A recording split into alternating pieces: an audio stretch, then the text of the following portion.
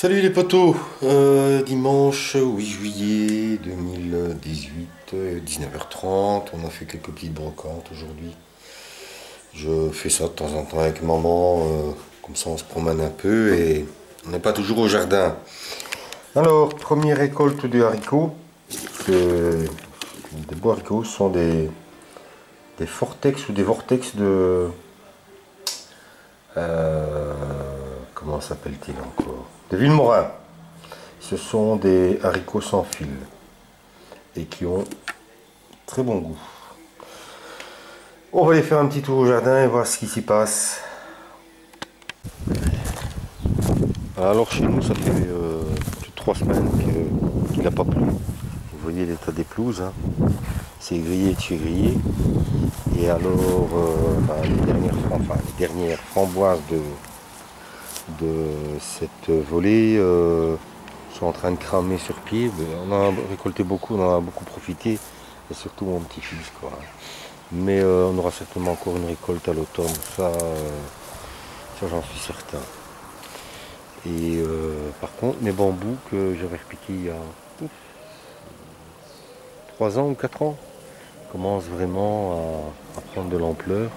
Ce sont des bambous que j'avais été chercher chez des gens qui étaient embêtés, qui se débarrassaient. Et je voulais faire une petite haie avec la prairie à côté. Et en fait, j'ai deux variétés de bambous. J'ai ceux-là et j'ai aussi les tout verts ici. C'est pas les mêmes. Et comme je tombe régulièrement, j'ai pas de problème avec des pousses, hein. Par contre, sur la prairie, ben, ça pousse un peu.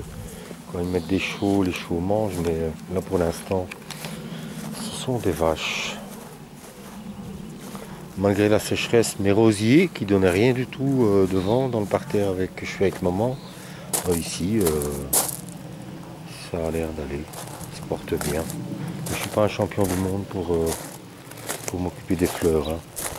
On continue à déguster des figues et je pense qu'on va avoir plusieurs récoltes cette année. Donc ici on vient de terminer une première récolte, enfin il y en a encore pas mal à récolter, hein. Mais je pense qu'on aura des figues jusqu'en septembre, octobre. Demain, je vais m'occuper de tirer les filets parce que voilà, mes légumes sont assez grands. Voilà, jusqu'au petit bâton là-bas. Hop. C'est une partie du jardin que je n'ai plus arrosé depuis 3 semaines.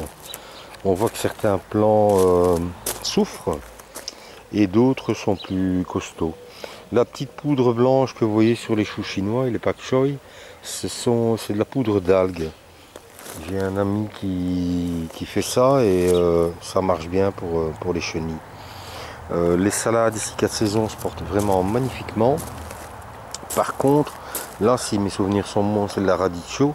Mais nous sommes vraiment dans une très grosse couche de broyat. Donc la terre est quand même assez profonde. C'est une expérience pour cette année. On verra ce que ça donne. Allez, vous voyez, j'ai donné un petit coup de nettoyage là et les mauvaises herbes crament tout de suite tellement il y a du soleil, hein. Il faudrait que je m'occupe de nettoyer mes fraisiers parce qu'ils vont certainement bien, ce sont des remontants, ils vont bientôt reprendre. Les seules choses où je fais une exception à l'arrosage, c'est ici. Pourquoi? Parce que c'est du repiquage, donc du céleri branche, du céleri vert, du céleri blanc, quelques salades. Là c'est des fenouils, mais bonjour les dégâts. Et puis là c'est un semis de carottes. Et si tu n'arroses pas un peu, tu vas rien avoir. Et puis l'autre exception, c'est de mettre de l'eau pour les oiseaux. Et Dieu sait si s'ils viennent se servir. Je dois encore avoir plus ou moins 500 litres d'eau, mais avec de la consoude. Donc je vais m'en servir pour arroser un peu mon jardin et aussi mes tomates qui n'ont plus une goutte d'eau aussi depuis presque 3 semaines. D'ailleurs, il faudrait vraiment que je donne un peu à boire là-bas. Il y a des plants qui sont vraiment en train de souffrir, hein. Certains, voilà, hein, ça dépend des variétés, hein. Certains se portent vraiment très bien, mais là, il y en a un, il a pris un drôle de coup dans la tronche, hein. Et celui à côté n'est pas mieux, donc à mon avis, c'est la dernière rangée que j'ai peut-être moins arrosée. Par contre, avec ce soleil et cette chaleur, forcément les tomates commencent à mûrir à tire-larigot. Donc ça c'est pas plus mal. J'ai refait quelques petits semis, un peu de choux, encore des choux, des betteraves et aussi quelques haricots d'une variété. J'ai retrouvé une boîte héritage, j'appelle ça. C'était au grand-père de ma belle-fille qui est décédé il y a déjà plus d'1 an. Et ces graines ont peut-être 2 ou 3 ans. Et voilà. Mes tournesols géants de céleri, c'est vraiment des géants quoi. Bon, considérant que je fais 1,80 m, on n'est pas loin des 3,50 m là. Et ils vont seulement s'ouvrir. Là aussi au pied, je vais essayer de ressemer quelques haricots ou alors de repiquer si cela fonctionne bien. Voilà. Hein. C'est ici que on épouse à récolter les haricots. Vous voyez, mais j'ai un copain, je ne sais pas si c'est vrai, il m'a dit qu'en fait le haricot va commencer à donner ses fruits quand il a fini de pousser, pour avoir plus ou moins les fruits tous en même temps. Vrai, pas vrai, je ne sais pas. Mais tant soit peu, c'est vrai que tant que ça poussait, en hauteur, j'avais pas d'haricots. Pourtant, ils étaient là depuis un petit moment. Et puis là, apparemment, il a fini sa croissance et il commence à donner ses fruits. Les pommes de terre, ça va être assez pénible. Allez, je vous montre en 2 secondes. Donc ici, j'ai 3 variétés. Hein. Ça, c'est la Aoukama. La Aoukama, c'est 90 jours. Et les 90 jours, c'est seulement dans 15 jours. Ben, demain, je vais les récolter parce qu'elles ne pousseront plus. Hein. Ça, c'est la sécheresse et la chaleur. Hein. Et puis, j'ai encore des Panamera et j'ai des cornes de Gatte. Je ne sais plus dans quel ordre ici, entre les deux. Mais ça, on est à 110, 120, 100, voire 130 jours. Donc ça nous mène normalement début septembre. Mais ben, ça souffre. Hein. Donc les récoltes sont peut-être pas extraordinaires. Mais il va falloir passer par la récolte si on veut. Imaginons un orage dans 1 ou 2 semaines. Tout ça risque de partir en couille. Et alors ici, ma deuxième volée de tournesol qui commence bien à souffrir la sécheresse aussi. Mais voilà, on peut pas gaspiller l'eau non plus. Hein. Bon, mes citernes sont vides, à part mes bidons. J'ai plus rien grand chose. Les fèves aussi vont plus faire long feu. Elles me donnent très peu de fruits. Et elles sont aussi très sèches. Donc à un moment, il faut être raisonnable et puis il faut faire la place en espérant pouvoir repiquer autre chose hein, en attendant. Les céleri rares, ben, ils sont là, mais si tu leur donnes pas un peu de flotte, tu n'auras pas de boule. Hein. Pourtant, je sais que là, c'est super bien nourrissant. Hein. Là aussi, demain, je vais enlever les filets, ça ne sert plus à grand chose. Ici, j'ai dû arroser plusieurs fois. Hein. J'ai un rang de carottes. Mais voilà, si tu arroses pas, tu n'as rien. Là, j'ai mes piments qui sont carrément en train de crever. Ça, c'est tous les plants que j'avais en trop, que j'ai tapé là. Mais... Voilà. On peut pas tout résoudre. C'est pas possible. Salut les pipiou. Allez, Elvis, viens dire bonjour aux copains là. Hein? Dis bonjour Elvis. Coucou.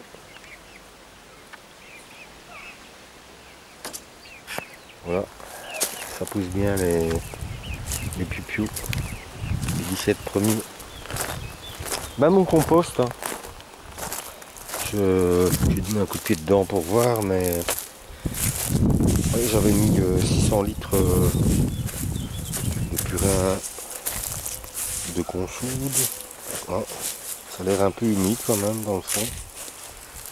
Ouais, c'est humide, je confirme. Donc on va laisser ça tranquille. Mais il faut quand même à un moment ou à un autre que je m'évertue à le retourner. Si je veux avoir quelque chose.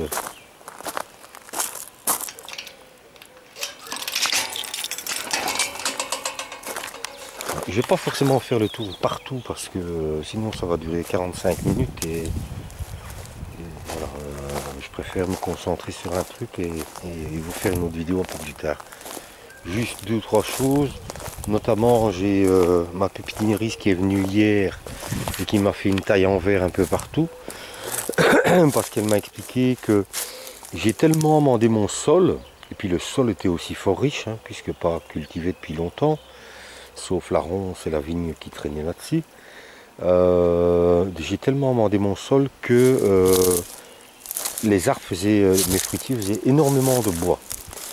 Donc pour pouvoir avoir plus de fruits et soulager un peu les arbres, m'a-t-elle expliqué, elle a fait une belle taille en verre, et puis elle reviendra voir en, comment dire, en janvier ce qui se passe. J'en ai profité pour passer tout ça au broyeur et de rendre à la nature ce qu'elle m'a donné, c'est-à-dire que j'ai remis le broyeur au pied des arbres.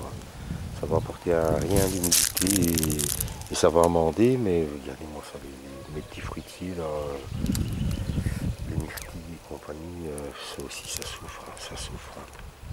Et Dieu sait s'il y a une belle couche de paillage, moi je suis certain si je gratte un peu, ça doit être quand même encore humide un peu en dessous. Oui, c'est pas sec, hein. C'est pas sec, mais il y a un minimum quoi. Et puis ces arbres-là ne sont là que depuis maintenant 1 an et demi, donc ils n'ont pas encore des racines extraordinaires.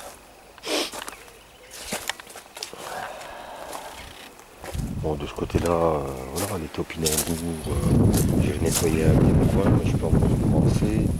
Topinambours, courgettes, masso, que je donne aussi à boire de temps en temps. Tout ça va bien. Alors, on va commencer dans la première jungle. Alors ici, ça c'est une morelle de Babis qui commence à faire ses fruits. Ici c'est une courgette, mais je ne sais plus laquelle. Alors, quelle salade là, ça va, elle ne monte pas. Un Bosinia. Regardez-moi ça, toutes les tomates, il faut absolument que je rattache tout ça. Voilà, c'est cassé, c'est bien joué. Il faudra rattacher ça avant que tout se casse la gueule. Ça c'est malheureux. Donc, ah ben voilà, première tomate sicilienne. Petit début de cul noir, ça c'est embêtant. Bon, ça va. Ça va. Ça c'est des tomates donc siciliennes que j'ai récupérées il y a 7 ou 8 ans en allant en vacances dans la famille de mon épouse et que j'ai reproduit chaque an, chaque année. Voilà. Et non, il faut vraiment que je rattache, c'est pas possible.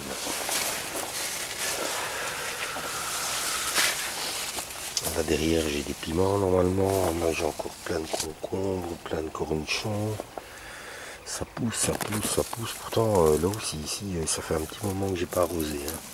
J'ai mes menthes un peu partout, j'ai mes basiliques. Regarde, ah ils montent en graines. Il faut surveiller. Si quelqu'un a un petit conseil, quand est-ce que je peux récupérer les graines de basilic? Les courgettes ici c'est vas-y, vas-y. Par là aussi. Et alors je voulais montrer ici, voilà, il y a déjà un melon, là aussi, ça c'est mes concombres citron,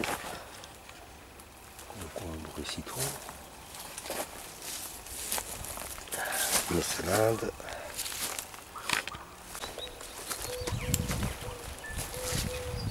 alors ici on a les 3 sœurs, donc maïs ou tournesol, courgettes au sol et haricots grimpants. Ça commence les haricots, c'est bien. J'en ai pas mis beaucoup non plus. C'est aussi ils souffrent beaucoup.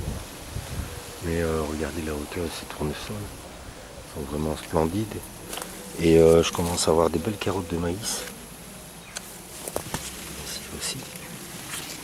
Et les courgettes, tout ça. Puis là-bas, mis des topinambours, j'ai aussi mis quelques concombres, quelques cornichons. Ici mes petites tomates cerises, j'ai vu hier, voilà, ça commence à rougir. mais c'est aussi très sec. Hein. Ici j'ai un concombre qui est en train de mourir de sa belle mort parce que voilà, soit c'est la sécheresse ou soit c'est une bête qui a mangé la racine. Tomate cerise, ça va être Byzance. Ici tout ça reste bien évidemment. Là-bas j'ai un peu d'achillée de millefeuille. Vous connaissez, hein, avec le pain de sucre un peu devant. Ça c'est mon dernier tilleul. Ici j'ai un pommier. Ça c'est les plus vieux du terrain. Ici j'ai ma ligne de tournesol. Certains que je dois attacher. Ici c'est un deuxième pommier. Avec pas mal de fruits aussi. Ici on a les... comment dire, les potirons, les citrouilles. Pousse très bien, il y a déjà pas mal de fruits à l'intérieur.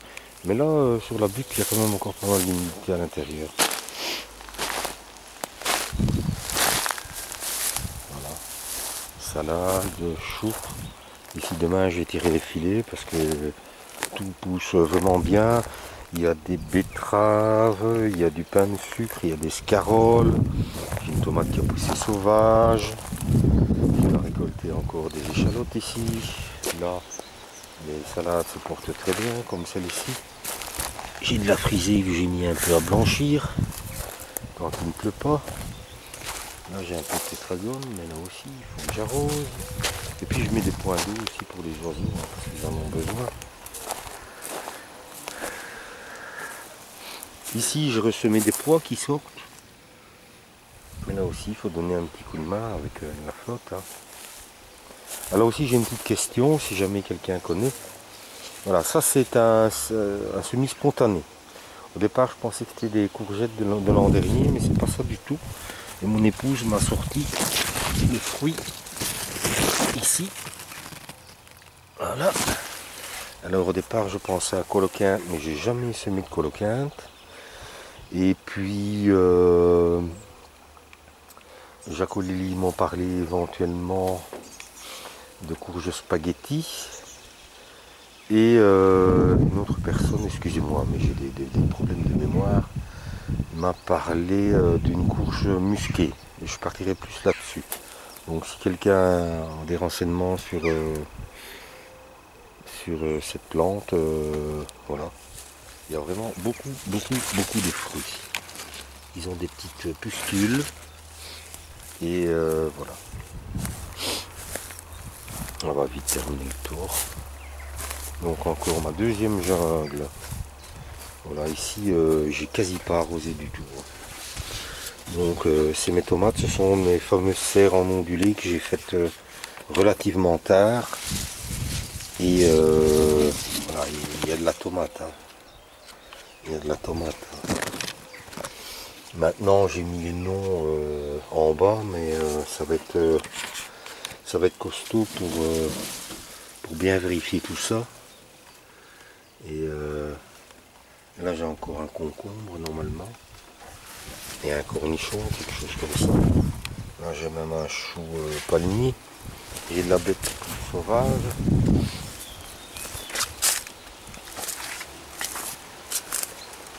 Alors, dans ma deuxième jungle, si j'arrive à mettre un pied, je vais voir ça les feuilles. Alors ici normalement, il me semblait avoir vu également quelques melons, des melons kazakhs. Voilà, ici, waouh, ça c'est super. Je veux un petit coup d'eau, hein. Pas de secret. Mais tout ça vit bien ensemble, c'est ça qui est génial, c'est vraiment un bordel pas possible. Mais tout le monde s'entend bien, tout le monde a à manger, tout le monde en profite. Ça me fait peine de tailler, hein, et cette année, je sais que mon sol ici est très riche, puisque, souvenez-vous, c'était l'ancien grand permaculteur que j'ai démonté, et que j'avais vraiment bien chargé pendant longtemps. Regardez-moi ces pieds. Regardez la grosseur de... C'est quand même fou. Hein. Je ne vous parle pas du pied en bas. Hein. Ça peut être... Voilà. Donc j'avais démonté le permaculteur, mais que j'avais quand même vachement bien chargé en nourriture pendant presque 1 an et demi. C'est vraiment la personne. Ici c'est tout pareil. C'est encore une jungle de tomates. Ici on a des cornichons. Ici ce sont des cornichons, je vous assure que j'ai pas le temps de récolter, de transformer.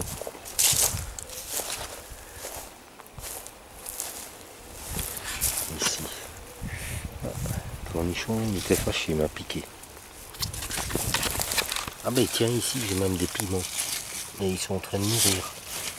Il n'y en a pas beaucoup. Mais voilà. Il y en a encore là. Alors ici ça doit être encore les cornichons qui m'ont piqué de l'autre côté. Ouais. Et ici, je me souviens que j'avais mis... Ça ce sont des concombres et j'avais mis mes gourdes. Il doit être là quelque part. Et ça c'est une autre variété de morelle de... C'est la morelle de Babis, je pense. Qui donne des petits fruits verts et qui sont comestibles à maturité quand ils sont noirs. Ah ben voilà, ici il y a encore un concombre. Allez, un melon. Il y a plein de melons. C'est la première année que j'ai autant de melons. Donc si tout va bien, cet automne, si j'ai un peu de sous, je vais rejoindre les 2 serres pour avoir vraiment un long tunnel. Je vais recouvrir celui-là. Je vais installer une porte. Je vais clôturer ici, jusque là. Et comme le tunnel fermera complètement, je vais mettre ici dans mon verger, dans mes 17 premiers jeunes, je vais mettre un coq et 6 poules. Je vais peut-être mettre un coq et 4 de mes anciennes poules pour éviter la consignation. Enfin, vous m'avez compris, qu'ils ne soient pas consanguins, pour qu'ils me nettoient vraiment correctement tout mon verger. Et en même temps, ils vont m'amender au moins la demi-serre ou la serre complète ici. Je sais pas comment je vais organiser mon truc, quoi. Mais ça, c'est quand j'aurai un peu de sous. Normalement, fin septembre, début octobre. Parce que ça, c'est vraiment une expérience géniale. Peut-être trouver un système que la serre du milieu puisse avoir un toit ou quelque chose que j'ouvre. Enfin, je sais pas. On va réfléchir à tout ça. Voilà. On a fait un petit tour. Les panais, les betteraves, les bêtes. Voilà. L'un dans l'autre, tout va bien. Mais on est en flagrant manque d'eau. Je vous souhaite une bonne fin de dimanche. Un petit peu d'eau pour votre jardin. Et puis éclatez-vous bien dans vos jardins. Bonjour à tous les copains. Honnêtement, je suis beaucoup de chaînes. Je ne peux pas citer tout le monde. Il y en a que je suis un petit peu plus assidûment. Certains où je fais que juste un peu zapper parce qu'on ne peut pas passer sa vie derrière un écran, surtout quand on est passionné de jardinage.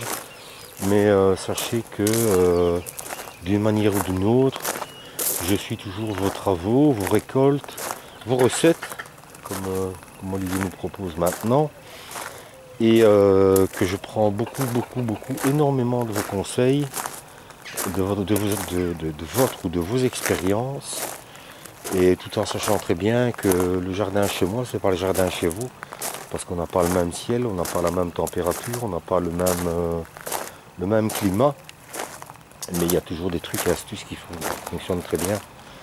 Un peu chez tout le monde. Un petit coucou à tous mes amis français, à qui je souhaite une bonne chance pour ce mardi 10 juillet, si je ne m'abuse, et la première demi-finale de cette Coupe du Monde, qui va nous proposer un combat de frères. Alors, on ne fera pas d'humour ni d'un côté ni de l'autre, que le meilleur gagne et que la fête continue de toute manière pour nos peuples. Allez, à ciao, bonsoir, salut les potos.